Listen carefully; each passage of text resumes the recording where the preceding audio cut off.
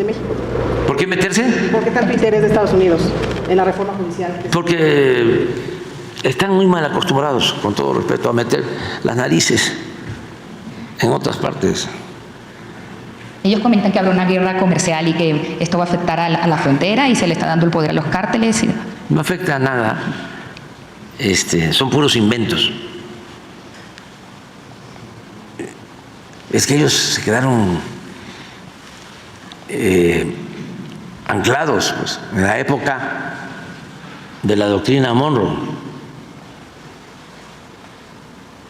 de América para los americanos, entendiendo que América son ellos nada más. Hay una actitud, una corriente muy intervencionista. Si conocemos la historia, pues vamos a entender cómo primero definieron de que toda la América iba a ser dominada por Estados Unidos. Vivieron momentos de mucho intervencionismo, crearon países,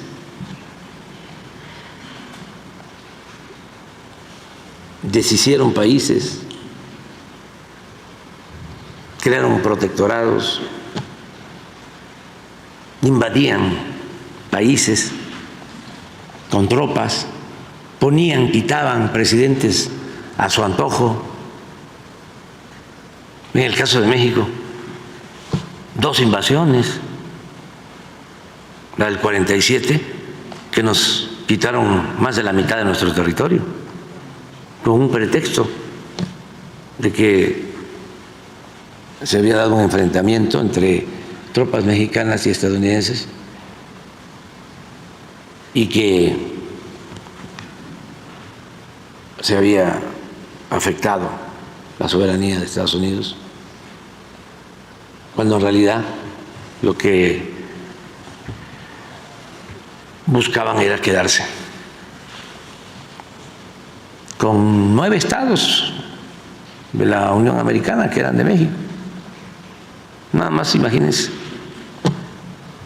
de las economías hoy más fuertes del mundo: California,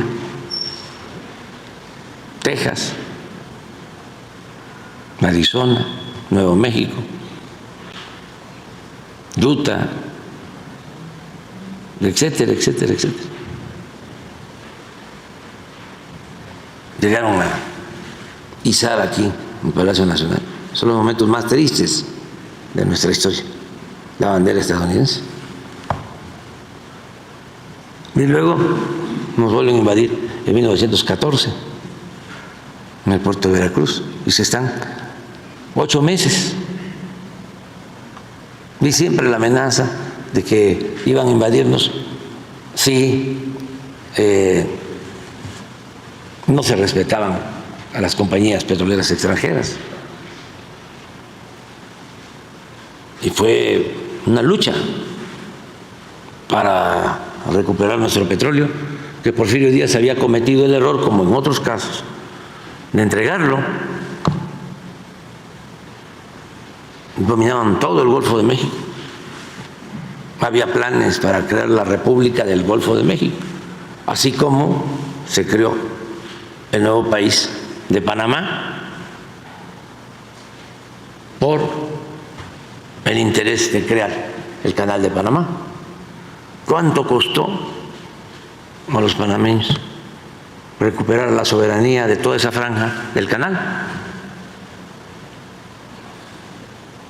Al general Torrijos, con un buen presidente de Estados Unidos, que todavía vive, y ojalá viva más, el presidente Carter. Pero, pues eso, lamentablemente no se les quita. Y aunque estamos viviendo nuevos tiempos y hay muy buen entendimiento, todavía tenemos que padecer de ese intervencionismo que yo siento que poco a poco se va a ir desvaneciendo en la medida que el gobierno de México no sea un gobierno entreguista y que haga valer de que México es un país independiente, soberano, libre, no una colonia, no un protectorado de ningún país extranjero. Entonces, es un proceso, por eso escribe el señor, ¿cómo se llama? Pompeyo. Pompeo y otros. Y intervienen. Nada más que antes hacían acuerdos, por ejemplo, los acuerdos que hicieron con Calderón, de que se fueron los marinos de México, una parte, a formarse militarmente en el Comando Norte, y casi estaban subordinados a las agencias de Estados Unidos en sus acciones, en su operación. Luego el acuerdo también llamado Rápido y Furioso, donde los gobiernos se ponen de acuerdo en secreto, sin informarle a los pueblos, y meten armas de contrabando. Los dos gobiernos, porque supuestamente esas armas iban a ir a parar a manos de la delincuencia, y como llevaban sensores, señuelos, les iban a servir las armas para detener a los delincuentes, narcotraficantes. Nada más que apenas estaban llegando las armas y ya la delincuencia lo sabía, porque era un gobierno, el de Calderón, completamente infiltrado. Tan es así que el secretario de Seguridad Pública, García Luna, estaba al servicio de una de las bandas del narcotráfico. Entonces, esa operación tan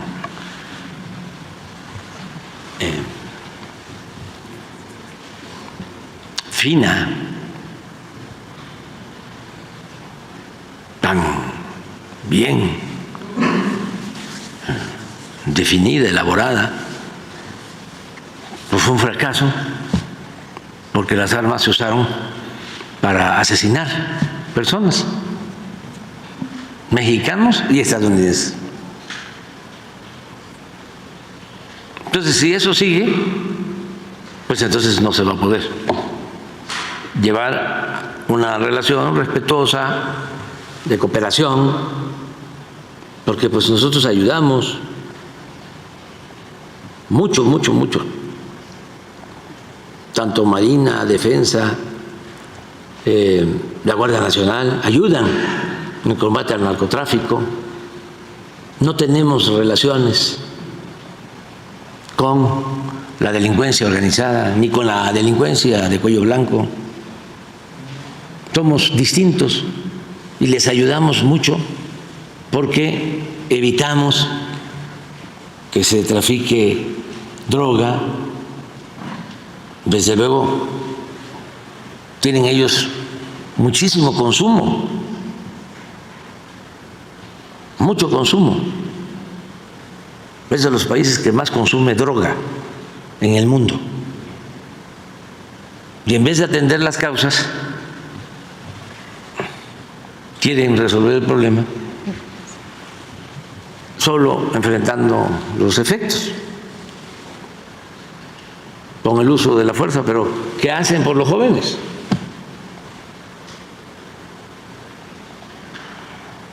¿Por qué no se atiende el problema de origen, las causas?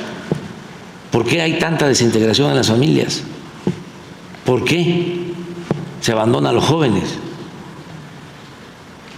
¿Por qué no se da oportunidad a los jóvenes de estudiar? Porque todo es pagado qué no es mejor tener a los jóvenes estudiando que tenerlos en la calle? ¿Por qué ese vacío, esa falta de amor a los jóvenes? Pues eso explica mucho el porqué del consumo del fentanilo y lo más triste, lamentable, la pérdida de 100,000 jóvenes cada año.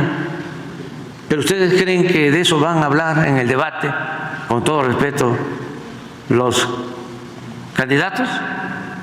Van a hacer un planteamiento de atender a fondo el problema de el consumo de droga en jóvenes y van a presentar una alternativa. No, van a hablar, ya hasta se los puedo adelantar, de que hay que militarizar la frontera, de que los migrantes llevan drogas, de que ellos van a declarar terroristas a los narcotraficantes, que no les va a temblar la mano para intervenir en México y detener a los narcotraficantes y cosas por el estilo. Lo que se hacía aquí antes, ¿no? Que se ponía así enfrente a la cámara. No me va a temblar la mano. La ley es la ley. El que la hace, la paga. Sin hacer nada por los jóvenes. Nada más apodarlos ninis, que ni estudian ni trabajan. Y ja. Qué genial. Siempre dándole la espalda a los jóvenes.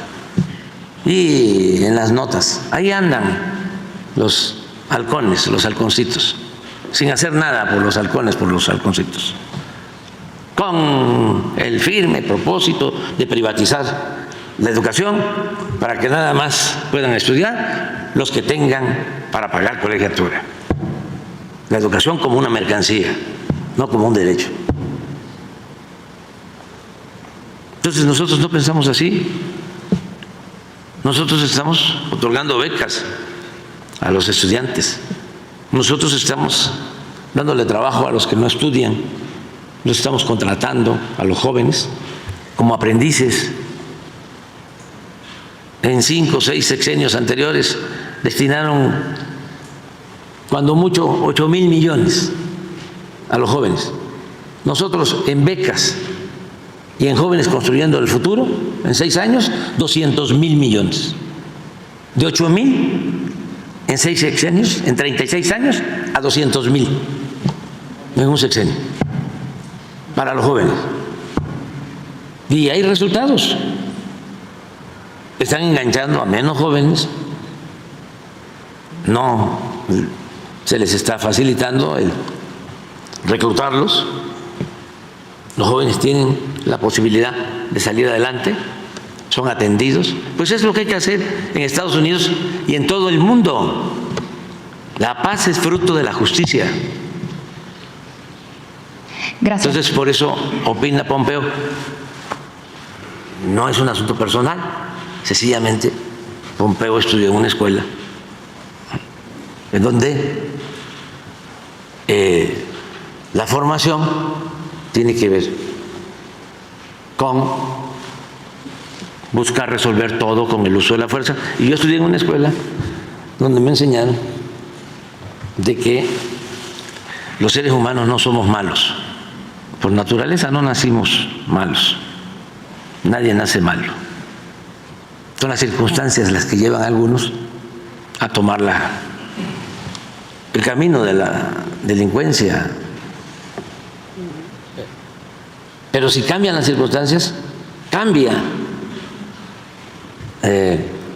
la actitud, la vida de las personas. Entonces hay que cambiar las circunstancias. Eso decía Ortega y Gasset. Si cambio mi circunstancia, voy a cambiar yo y mi circunstancia.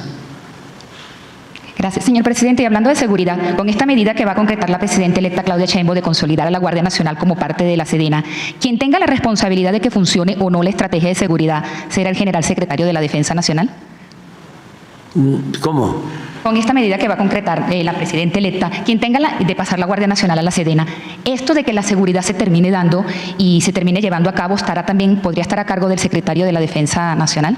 Sí, o sea, lo que se busca desde el principio es que la Guardia Nacional pase a formar parte de la Secretaría de Defensa, como el Ejército, como la Fuerza Aérea, una rama. Así está en España, así está en Francia, así está en otros países. Y yo soy partidario de eso porque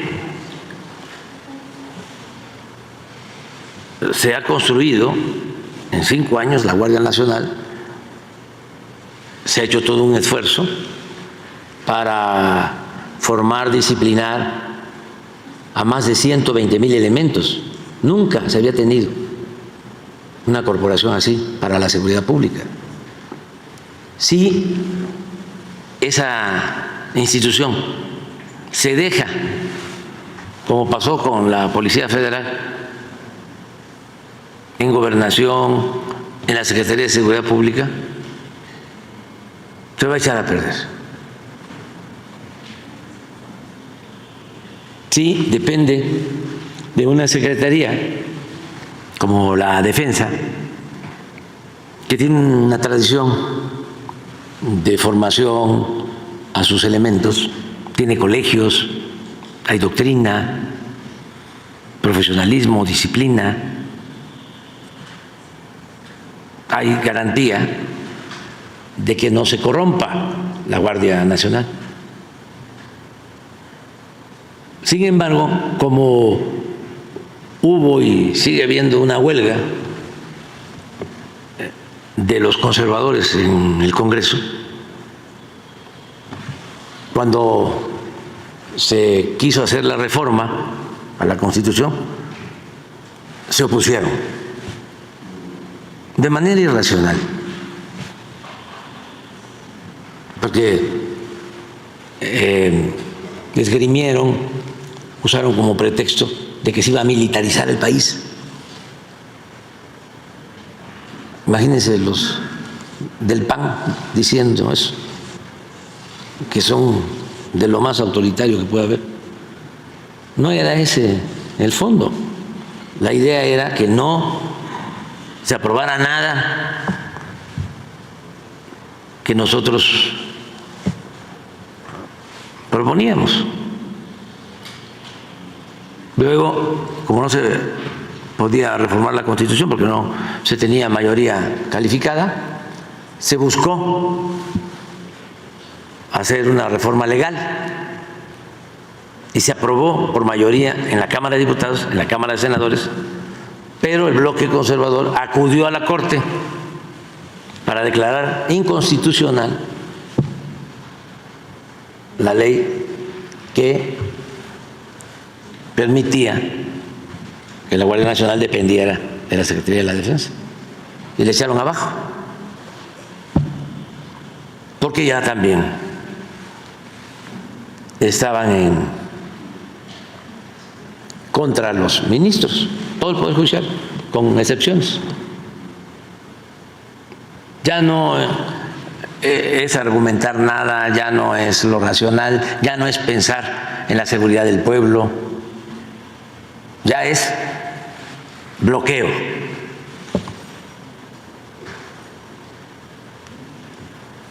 Sin ninguna justificación.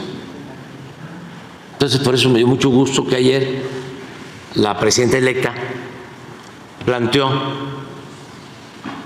porque es lo más conveniente para garantizar la seguridad pública, el que la Guardia Nacional dependa de la Secretaría de la Defensa.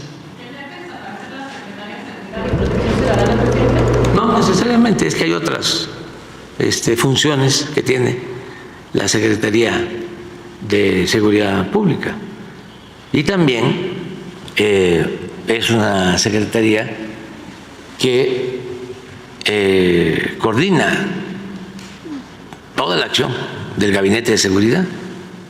Tiene una función normativa que es importante y otras funciones específicas, pero eso lo va a decidir la presidenta electa. No, yo creo que no. Creo que las dos secretarías, Defensa y Marina, tienen funciones. Antes era una sola, hasta 1940, que se creó la Secretaría de Marina. Al final del gobierno del presidente Cárdenas, ya con el presidente Ávila Camacho, el primer secretario de Marina fue el general Heriberto Jara, y ha funcionado bien. Lo único que no estuvo bien fue lo que hicieron en el gobierno de Calderón de destinar un grupo de elementos para enfrentar el narcotráfico subordinados a agencias extranjeras, formados por el Comando Norte y dirigidos por extranjeros para sus acciones en México. De esto hay pruebas, si no, no lo estaría diciendo. Eso ya se corrigió.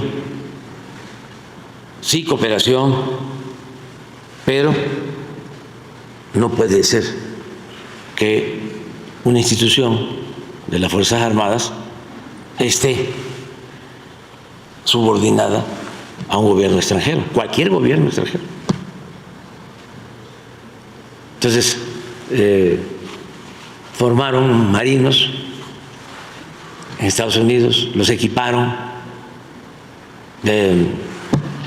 incluso empezaron a difundir la idea de que era mejor la Marina que la Defensa o que el Ejército, porque el Ejército tiene una tradición pues más antigua, surge de la Revolución Mexicana, es una institución nacionalista. Entonces quisieron meterse y no pudieron, no tuvieron todas las facilidades. Esto confesado por el embajador en ese entonces de Estados Unidos en México. Tengo los cables. En ese entonces yo era opositor. Cuando llevan a cabo el operativo para detener, asesinar a Beltrán Leiva,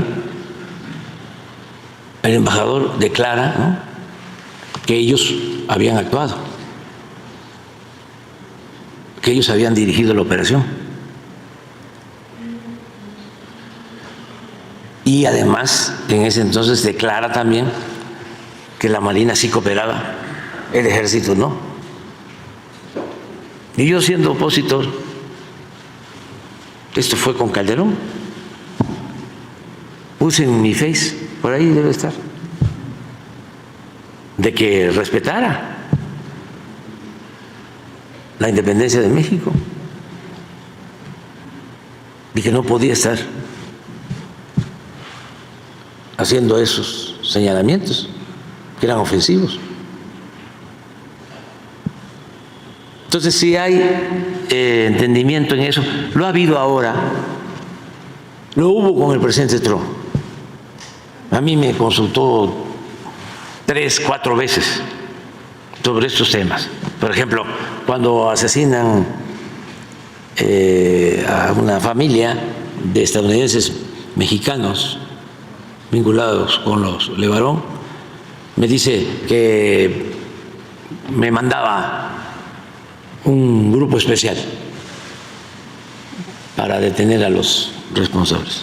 Y le agradecí. Y le dije que nosotros nos íbamos a hacer cargo.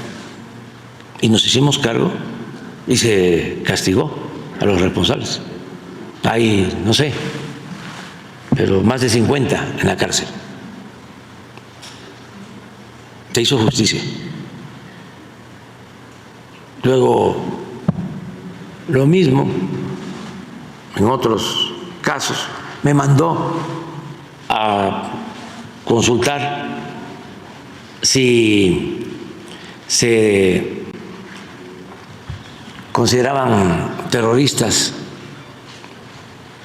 a los narcotraficantes mexicanos. Le dije que yo no estaba de acuerdo con eso. Por lo mismo, porque ¿quién decide si son terroristas o no? Pero eso lleva a que puedan meterse a nuestro territorio. Es un asunto de soberanía, de nuestra independencia. Y él al día siguiente declaró, ahí está la posibilidad de demostrarlo, de comprobarlo, de que estaba de acuerdo conmigo. Por eso ahora me extraña que está diciendo que va a actuar de otra forma.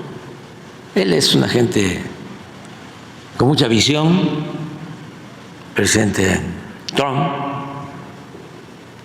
Hay que entender nada más la circunstancia. Antes de que yo llegara a la presidencia, cuando él ya estaba de presidente, traía una campaña, bueno, desde que quería ser presidente, muy antimigrantes, muy antimexicana, y cambió. Lo dije la vez pasada, 2 veces, son las únicas. Creo que ahora últimamente también hizo una mención. Pero allá por 2019, entrando, cuando le escribí para decirle cuál era el problema que se tenía con la migración y que había que atender las causas, por primera vez reconoció que era necesario apoyar a los pueblos de donde son originarios los migrantes y que la migración pues no se da por gusto, sino por necesidad. La primera vez en una carta reconoce. Y luego, cuando estamos en Washington, en la Casa Blanca, en su intervención le hace un reconocimiento a los mexicanos que trabajan honradamente en Estados Unidos por lo que aportan al desarrollo de esa gran nación. Trump. Y firma el tratado. Y con el presidente Biden, muy buena la relación. Ahora, por ejemplo, en diciembre, por lo mismo, porque se agrava la situación en un país, llámese Haití, llámese Ecuador, Guatemala, y la gente sale a buscarse la vida, arriesgándolo todo. Por eso insistimos en atender las causas. Bueno, en diciembre teníamos 12,000 migrantes diarios en la frontera norte. A ver si te da Alicia la gráfica. Hablamos, ayudamos, siempre vamos a ayudar. Y ahora también, porque como viene pasado mañana el debate, que no vayan a sacar lo de los migrantes, porque ahora les voy a probar cómo está lo que se ha logrado reducir. Y la mitad de la disminución es porque el presidente Biden abrió una puerta legal que no había. Se pueden hacer trámites y se puede llegar legalmente a Estados Unidos. Pero esto era diciembre.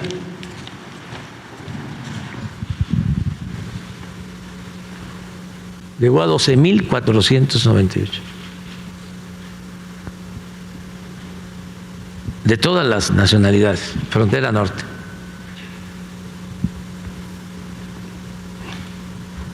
Pero miren cómo está ahora.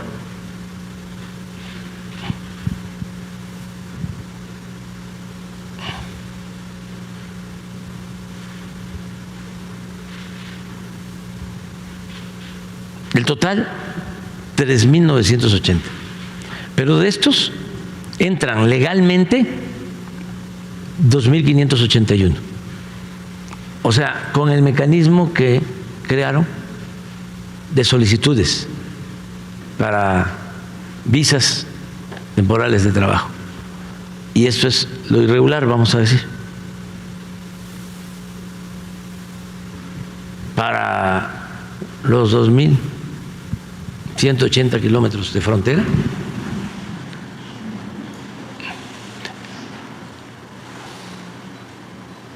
y lo que queremos es que no esté en la agenda el tema migratorio, en la agenda de los candidatos que están en campaña. Hay otros temas ahí, pero nosotros estamos así.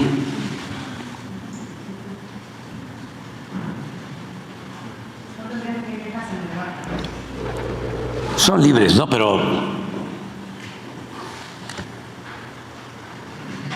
como la mañanera la ven en Estados Unidos,